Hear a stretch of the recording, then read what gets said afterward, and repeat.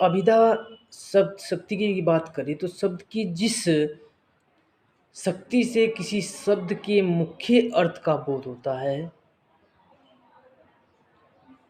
या मुख्यार्थ वाचार्थ को प्रकट करने वाली शक्ति अभिधा कहलाती है। पंडित रामदयन मिश्र ने साक्षात सांकेतिक अर्थ को अभिधा कहा है। अभिधा को प्रथम या अग्रिमा शक्ति भी कहते हैं। रामचंद्र शुक्ल ने वाच्यार्थ से ही रस की उत्पत्ति मानी। शब्द को सुनने अथवा पढ़ने के पश्चात पाठक अथवा श्रोता को शब्द का जो लोक प्रसिद्ध अर्थ ज्ञात होता है वह अर्थ शब्द की जिस सीमा द्वारा मालूम होता है उसे अभिधा शब्द शक्ति कहते हैं। अभिधा शब्द शक्ति जिन शब्दों या अर्थों का बोध कराती है या बोध होता है वो 3 प्रकार के होते हैं। पहला है रूढ़ शब्द, वे शब्द जिनकी उत्पत्ति नहीं होती जैसे घोड़ा या घर। फिर आता है यौगिक, जिनकी उत्पत्ति प्रत्यय समास आदि से होती है जैसे विद्यालय रमेश। फिर आता है यौगिक प्लस रूढ़, योगारूढ़ दोनों शब्दों से मिलकर बनता है यौगिक क्रिया से बने लेकिन निश्चित अर्थ में रूढ़ हो गए जैसे जलज दशानंद।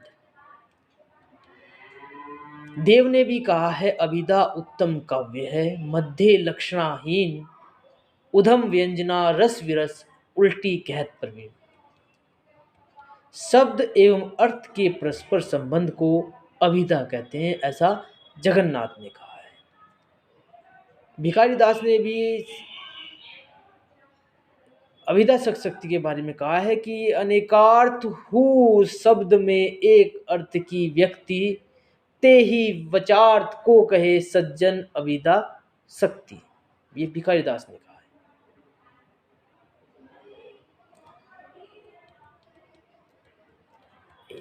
ये हमारा है शब्द शक्ति। फिर आते हैं लक्षणा पर। अब लक्षणा मैंने बताया कि शब्द शक्ति 3 प्रकार की, अभिधा, लक्षणा और व्यंजना। लक्षणा की हम बात करें जहां मुख्य अर्थ में बाधा उपस्थित होने पर रूढ़ि अथवा प्रयोजन के आधार पर मुख्य अर्थ से संबंधित अन्य अर्थ को लक्ष्य किया जाता है, वहां लक्षणा शब्द शक्ति होती है। जैसे मोहन गधा है, यहाँ गधे का लक्ष्यार्थ है मूर्ख।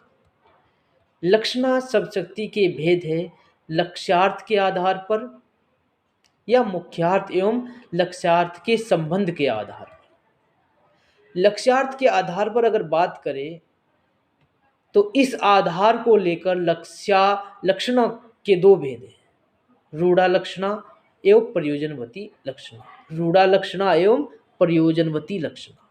रूढ़ा लक्षणा की बात करें जहां मुख्यार्थ में बाधा होने पर रूढ़ी के आधार पर लक्ष्यार्थ ग्रहण किया जाता है, वह रूढ़ा लक्षणा होती है। जैसे पंजाब वीर है, इस वाक्य में पंजाब का लक्ष्यार्थ है यानी पंजाब के निवासी भी वीर है।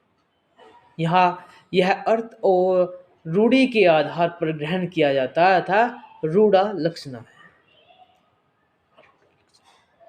जैसे राजस्थान वीर है, प्रस्तुत वाक्य में राजस्थान का मुख्यार्थ है राजस्थान राज्य, परंतु यहाँ इस अर्थ की बाधा है क्योंकि राजस्थान जो जड़ है वह वीर कैसे हो सकता है। इस स्थिति में इसे लक्ष्यार्थ ग्रहण किया जाता है कि राजस्थान के लोग वीर हैं।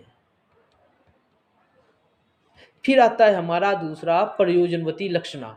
मुख्यार्थ में बाधा होने पर किसी विशेष प्रयोजन के लिए मुख्यार्थ में बाधा होने पर किसी विशेष प्रयोजन के लिए जब लक्ष्यार्थ का बोध किया जाता है तो वह प्रयोजनवती लक्षणा होती है। जैसे मोहन गधा है, इस वाक्य में गधा का लक्ष्यार्थ मूर्ख लिया गया है और यह मोहन की मूर्खता को व्यक्त करने का प्रयोजन से लिया गया था, प्रयोजनवती लक्षणा है। जैसे श्वेत दौड़ रहा है, जैसे श्वेत का मुख्यार्थ सफेद रंग से बधित है, क्योंकि वह दौड़ सकता है, तथा इसका लक्ष्यार्थ क्या होगा, श्वेत रंग का घोड़ा दौड़ रहा है। तो ये हमारा क्या होगा, लक्षणा, प्रयोजनवती लक्षणा। फिर आता मुख्यार्थ एवं लक्षणार्थ के संबंध के आधार पर। इस आधार पर लक्षणा के दो भेद है, गौणी लक्षणा, गुण यानी छिपी हुई, दूसरा शुद्ध लक्षणा, गौणी लक्षणा, जहाँ गुण सादृश्य के आधार पर लक्ष्यार्थ का बोध होता है, वह गौणी लक्षणा होती है। जैसे मोहन शेर है, इस वाक्य में मोहन को वीर दिखाने के लिए उसका शेर कहा गया है, अर्थात मोहन और शेर में सादृश्य है। ठीक है, फिर आता है हमारा शुद्ध लक्षण, जहां गुण एवं सादृश्य को छोड़कर अन्य किसी आधार यथा समीपता, साचार्य, आधार, आधेय संबंध के आधार पर लक्ष्यार्थ ग्रहण किया जाता है, वहां सुधा लक्षणा होती है। यथा लाल पगड़ी आ रही है, यहाँ लाल पगड़ी का अर्थ है सिपाही, इन दोनों में सहचारी संबंध है या शुद्ध लक्षण है। फिर आता है उत्पादन लक्षणा, जहां मुख्यार्थ बना रहता है